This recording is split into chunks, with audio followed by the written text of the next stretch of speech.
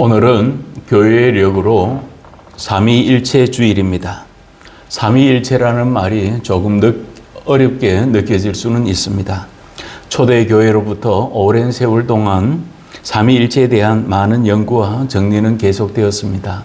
삼위일체에서 잠깐 소개하자면 니케아 공의회와 콘스탄티노폴리스 공의회를 통해서 한 본질 세 위격이라는 신앙을 고백하게 된 것을 근거로 삼고 있습니다.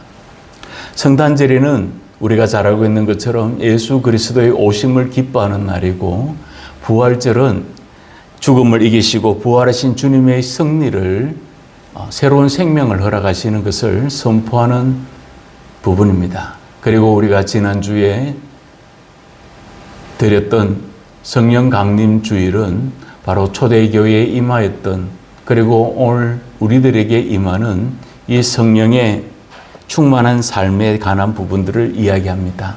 그래서 모든 구원의 역사를 이루고 함께 하시는 이런 삼위일체 되시는 하나님에 관한 부분들을 우리가 살펴보는 것이 바로 삼위일체 주일의 근간이 되고 있습니다. 오늘 본문을 통해서 저는 어떤 교리적이나 그리고 또한 어떤 신학적인 접근이 아닌 오늘 본문을 통해서 하나님이 또 우리에게 원하고 있는 삶이 있다는 것을 우리가 다시 한번 재조명해 보기를 원합니다. 하나님께서 우리를 어떻게 구원하시고 어떻게 사랑하고 계시는가를 알려주고 있습니다. 그러면서 지금도 우리와 함께 하시는 그 약속하심을 오늘 본문은 이야기하고 있습니다. 그래서 오늘 본문은 우리들이 잘 알고 있는 대로 이 복음서의 끝부분에 있는, 그래서 예수님이 승천하기 전에 제자들에게 말씀하신 흔히 말하는 지상명령이라고 그렇게 부르기도 합니다. 그래서 그 지상명령이라고 하는 것이 성부 하나님이 구원을 계획하시고 성자 예수님께서는 모든 권세를 가지시고 구원을 완성해 가시면서, 그리고 성령 하나님은 교회와 믿음의 사람을 통해서 그 구원의 역사가 계속 이루어지기를 원하고 계심을 우리는 알 수가 있습니다. 첫 번째는 모든 권세를 가진 예수 그리스도라는 것을 우리는 알게 됩니다. 역대 대통령의 취임식을 우리들은 뉴스를 통해서 아니면 현장 중계를 통해서, 그리고 또 초청을 받은 분들은 현장에서 역대 대통령들의 취임식에 참여합니다. 거기에는 엄청난 규모의, 그리고 또 많은 사람들이 귀빈이 국내외적으로 초청을 받아서 함께 그 취임식에 참여하기도 합니다. 그러면서 취임 이후에 그 대통령은, 그리고 또 총리 제도가 있는 곳에서는 총리나 대통령은 헌법이 위임하는 그 모든 권력과 통치권을 부여받게 되는 것을 봅니다. 그런데 오늘 예수님이 마지막 지상명령을 내리실 때의 모습은 대통령이 아니면 어떤 총리가 아니면 어떤 국가의 지도자가 가지는 그런 취임식과는 전혀 다른, 그리고 또 어느 나라의 대사로 임명받을 때 하는 그런 부분과는 전혀 다른 부분을 봅니다. 그래서 오늘 본문 16절에 보면 11제자가 갈릴리에 가서 예수께서 지시하신 산에 이르러라고 말합니다. 갈릴리로 갔다고 하는 것은 예수님이 처음 사역을 시작했던 장소가 바로 그 갈릴리였습니다. 갈릴리는 우리가 잘 알고 있는 대로 그렇게 번화가도 아니고 또 알려진 곳도 아닙니다. 오히려 외면되었고 소외되었던 그 장소에서부터 시작된 그곳에서 예수님은 다시 제자들이 사역을 시작하기를 원하셨습니다. 그런데 제자들의 모습은 이제는 모든 것이 다 회복되고 믿음이 회복되고 성령의 충만함을 입었던 그런 단계가 아니라 오히려 정반대였습니다. 그래서 17절에 보면 예수를 배웁고 경배하나 아직도 의심하는 사람들이 있더라라고 말합니다. 아직까지 그 불안함을 감출 수 없었고 또 드러낼 수밖에 없었고 두려워하고 있는 자들이 그 당시에 많았다는 것입니다. 그런데도 불구하고 예수님께서는 그 불안함 가운데서도 18절에 이렇게 말씀합니다. 예수께서 나와 말씀하여 이르시되 하늘과 땅의 모든 근세를 내게 주셨으니 라고 이야기를 합니다. 예수님께서는 하나님 아버지께서 자신에게 주신 그 모든 권세, 이 엑소시아라고 하는 이 부분을 이야기하고 있습니다. 단순한 어떤 힘이나 능력만을 이야기하는 것이 아니라 바로 대통령이 취임식할 때 헌법에서 부여하는 모든 통치권을 1인 받는 것처럼 또한 개인이 어떤 동산이나 부동산을 취득할 때 취득세를 내고 또 법무사를 통해서 등기를 올리면 모든 소유가 자기의 것이 됩니다. 그런데 그런 어떤 소유권 이전에 관한 부분들을 말하는 것이 아니라 예수님께서는 부활을 통해서 온 인류를 향한 세상의 주관자와 주권자가 되신 그 권세를 드러내고 계심을 우리는 알 수가 있습니다. 믿지만 의심하고 있는 제자들이었습니다. 확신은 갖고 있었지만 여전히 불안해하고 있는 그 제자들에게 예수님께서는 바로 권세가 있다는 것을 말씀하고 있습니다. 그러므로 우리는 어떤 권세, 어떤 능력, 어떤 힘을 의지하고 살아가고 있는가를 우리는 또 돌아봐야 합니다. 두 번째는 성부 하나님의 놀라운 계획이 있다는 것을 말씀하고 있습니다. 그래서 19절에 그러므로 너희는 가서 모든 민족을 제자로 삼아 아버지와 아들과 성령의 이름으로 세례를 베풀고 라고 말합니다. 그래서 여기서 이야기하는 모든 민족은 이스라엘만을 고집하지 않습니다. 유대인들만 구원을 받으라고 말씀하는 것이 아니었습니다. 이 땅에 살아가고 있는 땅끝까지 이르러서 모든 자들에게 복음이 전거되기를 원하시는 모습이 있었습니다. 그런 것처럼 우리 인생의 여정 가운데에서도 우리가 제한되지 않는 그 사랑을 우리는 받을 그런 자격이 충분한 분입니다. 그렇기 때문에 어떤 일들이 제대로 되지 아니하고 소망이 없고 낙심과 좌절 가운데 있다 할지라도 하나님이 나를 사랑하고 계시고 그리고 또한 우리를 향한 그 놀라운 사랑이 있음을 믿고 우리는 자기를 가볍게 또 가치 없게 여기는 존재가 되어서는 안 됩니다. 너희는 가서 모든 민족을 제자로 삼으라 라고 이야기를 합니다. 하나님은 어떤 계층만을 원하지 않았습니다. 하나님 앞에서는 차별이 없는 그런 부분임을 우리는 보게 됩니다. 그래서 요한 사도가 이렇게 말합니다. 하나님의 사랑이 우리에게 이렇게 나타난 바 되었으니 하나님이 자기의 독생자를 세상에 보내심은 그로 말미암아 우리를 살리려 하심이라 라고 말합니다.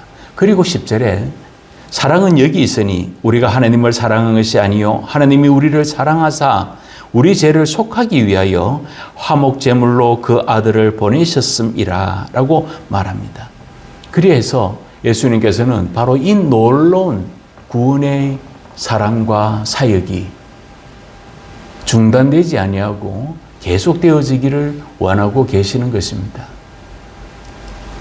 그래서 저희들 교회의 주된 표처럼 가든지 보내든지처럼 그래서 앞자리를 따서 우리가 가보라고 그렇게 명칭하면서 우리가 죽게 하듯 하는 그런 삶이 이루어지기를 우리는 꿈꾸고 있습니다.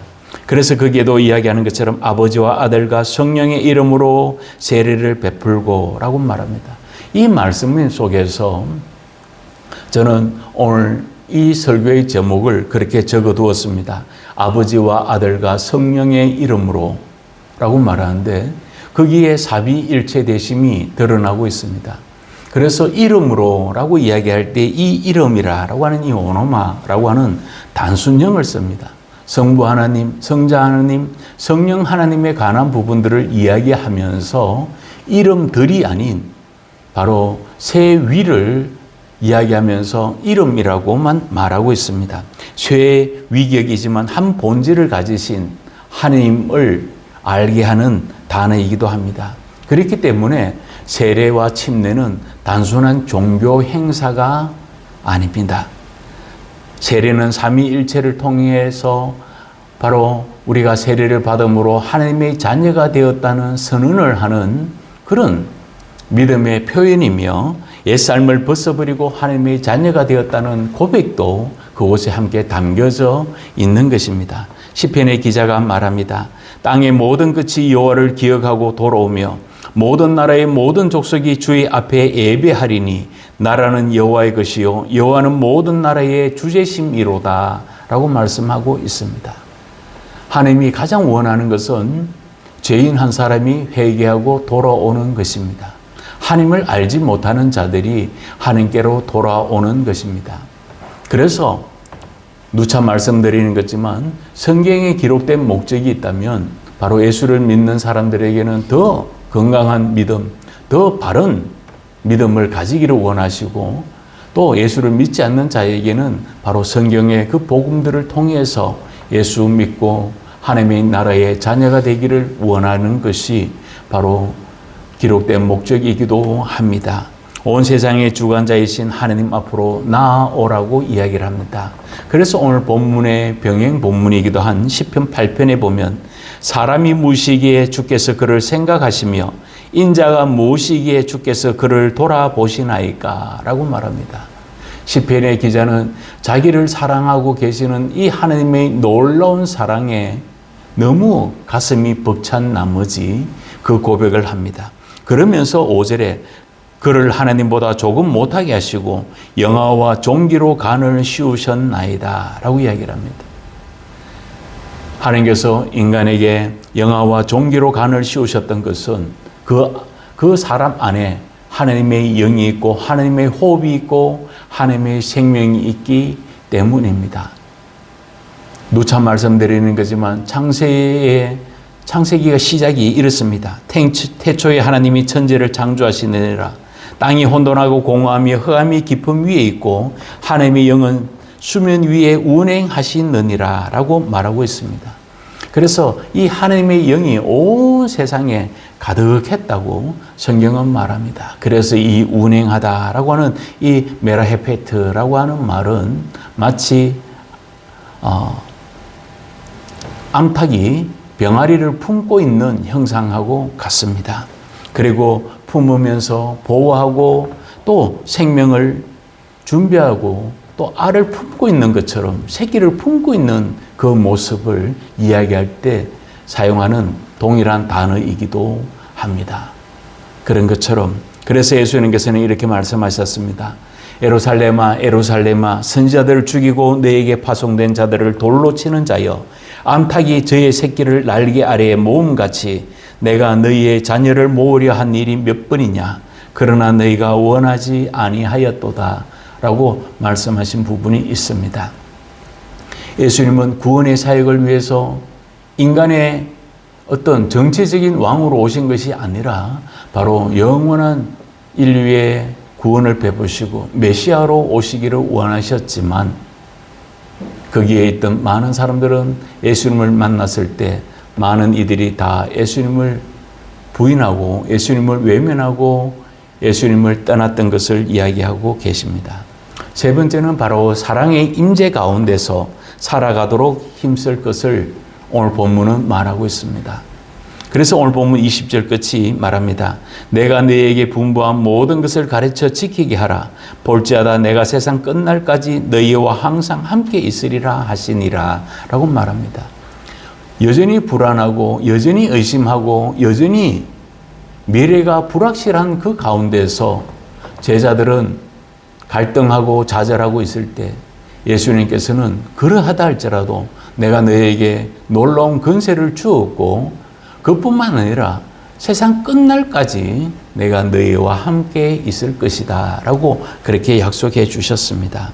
그래서 마태복음 1장에도 보면 보라 처녀가 잉태하여 아들을 낳을 것이요 그의 이름은 임마누엘이라 하리라 하셨으니 이를 번역한 적 하나님이 우리와 함께 계시다 함이라 라고 예수님이 잉태되고 예수님이 태어나실 때에 약속했던 그 말씀을 예수님께서는 계속해서 이루기를 원하시고 완성하기를 원하셨던 것을 보게 됩니다. 성령 하나님께서는 지금도 이 교회와 믿음의 지체들, 믿음의 가족들과 함께하기를 원하고 계십니다.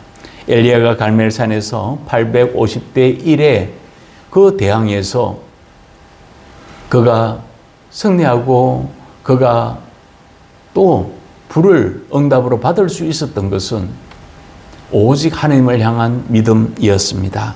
열왕기상에 이렇게 말합니다.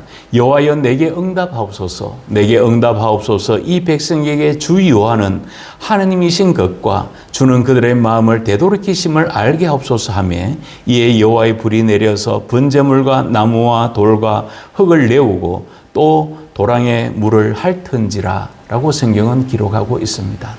당시에 아합과 이세벨의 그 엄청난 위협과 압제하에서 그리고 또한 많은 바알과 아세라의 신상을 섬겼던 이들이 아합과 이세벨의 그 칼날을 피하고 그리고 또 거기서 어쩔 수 없이 우상을 섬겼을 때 엘리야가 기도하는 모습은 하나님이 대심의 회복을 구했던 것입니다. 하나님의 이름이 땅에 떨어져 버렸고 하나님의 약속하심이 소멸되어져 가고 있을 때 엘리야가 구했던 것은 하늘의 불이 아니라 바로 하나님의 응답이었고 하나님의 약속이었고 하나님 되심을 그가 구했던 것처럼 그래야 할 때 그곳에 놀라운 역사가 일어났던 것처럼 오늘 우리도 여전히 하나님의 성령의 은혜를 의지할 때 하나님은 우리 삶들 가운데서 역사하여 주실 것입니다. 그러므로 성령이 함께 하실 때 연약한 제자들은 복음을 전파하고 증거하는 증인이 될 수가 있었습니다. 인간적으로는 무지하고 인간적으로 연약하고 인간적으로는 배신자였던 그들의 실상들이 변하여서 이제는 복음을 위해서 하나님의 나라의 확장을 위해서 천국의 소망을 두고 죽어가는 영혼을 살리는 일에 최선을 다했던 그들이었습니다. 그런 것처럼 사랑하는 성도 여러분, 우리 모두가 성부 하나님은 세상을 살리시고 구원을 계획하시고 성자 하나님께서 십자가에서 죽으시기까지 우리를 사랑하신 그 부활의 생명력으로 우리를 다시 회복시켜 주신 것처럼 성령 하나님께서는 지금도 교회에 또 믿음의 지체들과 함께 하시며 하나님의 이 놀라운 구원의 계획에 우리 모두가 동참되기를 원하고 있습니다. 예전에 찬양을 드렸던 그 복음성가 중에 우리가 이 일에 정인되었으니 라고 하는 곡이 있습니다. 그 가사를 잠깐 읽어드리면 이렇습니다. 우리가 이 일에 정인되었으니 보고 들은 것을 말하리라. 우리가 이 일에 정인되었으니 온 세상 끝까지 전하리라. 그 이름 예수, 그 이름 그리스도, 십자가에 달리사 다시 사신 주, 그 이름 예수, 그 이름 그리스도, 지금도 우리 안에 살아계신 주, 우리가 이 일에 정인되었으니 예수의 이름으로 선포하리라 라고 그렇게 찬양을 드렸던 것이 기억나실 것입니다. 그래서 바울은 믿음의 지체들에게 이렇게 금면합니다. 고린도후서 13장 끝부분에 마지막으로 말하노니 형제들아 기뻐하라. 온전하게 되며 위로를 받으며 마음을 같이하며 평안할지어다.